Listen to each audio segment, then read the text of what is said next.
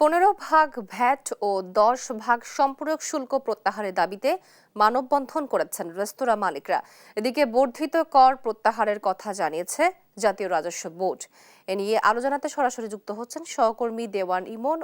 ইমন, দাবি তো সরকার মেনে নিয়েছে, এখন তাদের কি দাবি রয়েছে বিস্তারিত জানাবেন আমাদেরকে।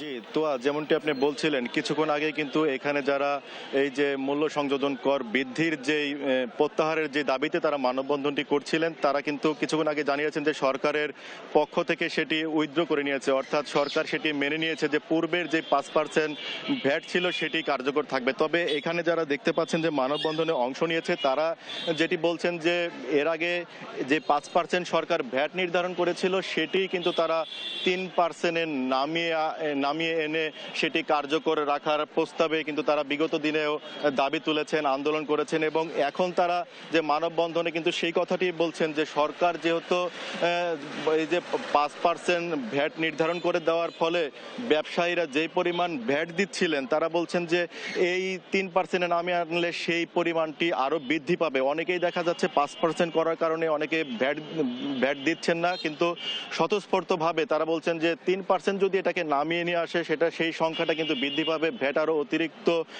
সেটা কিন্তু সরকার কালেক্ট করতে পারবে। এছাড়া যেহেতু বর্তমানে বাজার পরিস্থিতি সব কিছুরই ঊর্ধ্বগতি, সেই সময় এসে রেস্তোরাঁ মালিকরা, বিশেষ করে যারা আজকে এসেছেন রেস্তোরাঁ এবং এই যে সাভার বাংলাদেশ রেস্তোরাঁ মালিক সমিতির সাভার শাখায় যারা আছেন এবং সাভারে যারা মিষ্টি ব্যবসায়ী আছেন, তারা যেটি বলছেন যে এমনি যেহেতু দ্রব্যমূল্যের ঊর্ধ্বগতি, সে সময় এসে সরকার যে ঘোষণাটি দিয়েছিল এটি কিন্তু তারা বলছেন যে মরার ওপর খাড়ার ঘাস। সেই সময় এসে সরকার যেহেতু 15% এই সিদ্ধান্ত থেকে সরে এসেছেন এবং তারা বলছেন যে 5% যে সিদ্ধান্তটি আছে সেটি থেকেও যদি সরকার 3% করে তাহলে যে পরিমাণ সরকার এই ভ্যাট আদায় করছে তার সংখ্যাটা কিন্তু আরো অনেক বেড়ে যাবে এবং স্বতঃস্ফূর্তভাবে কিন্তু সকলে ভ্যাট দিবে। আমরা এখানে যারা আজকে মানববন্ধনে অংশ নিয়েছেন তাদের সাথে একটু কথা বলবো যে আজকে এরপরে যেহেতু সরকার 15%-এর দাবি থেকে সরে এসেছেন, তারপরে তাদের কি দাবি রয়েছেন? আমরা দাবি নিয়ে আসি আমাদের যে ভ্যাট যে সিস্টেম, আমরা ব্যবসা করার ক্ষেত্রে ভ্যাটটাকে আমাদের 5% ছিল, এটা আমাদের পূর্বের অনেক দাবি ছিল যে আমরা 5% যখন উন্নীত করেছিল তখন এনবিআর থেকে তথ্য দেওয়া হয়েছিল, আমরা আমাদের নেতৃস্থানীয় আমাদের যে নেতা আছেন তাদের মাধ্যমে জানতে পেরেছি ভ্যাট কালেকশন 19% বেড়ে গিয়েছিল। তা আমাদের বিশ্বাস আমাদেরকে যদি সমতার সাথে ব্যবসা করতে দেয় এবং ভ্যাটের পরিধি যদি বাড়ায়, যে আমরা ভ্যাট এখন 10 জন দেই, ভ্যাট অফিস কি করে 10 জনকেই চাপাচাপি করে ভ্যাটের জন্য, কিন্তু এখানে আমাদের 500-র অধিক রেস্টুরেন্ট আছে, যদি 500 প্রত্যেকেই যদি ভ্যাটের আওতায় আনে ভ্যাট অটোমেটিক বেড়ে যাবে এবং এটাকে যদি আমাদের দাবি অনুযায়ী 3% করা হয়, আমরা সহযোগিতা করব, বাংলাদেশ রেস্তোরাঁ মালিক সমিতি সহযোগিতা করবে গ্রাহকের কাছ থেকে 100% ভ্যাট কালেকশন করে আমরা 100% সরকারকে দিতে চাই। তাতে সরকার লাভবান হবে, গ্রাহক লাভবান হবে, আমরা ব্যবসায়ীরা লাভবান হব।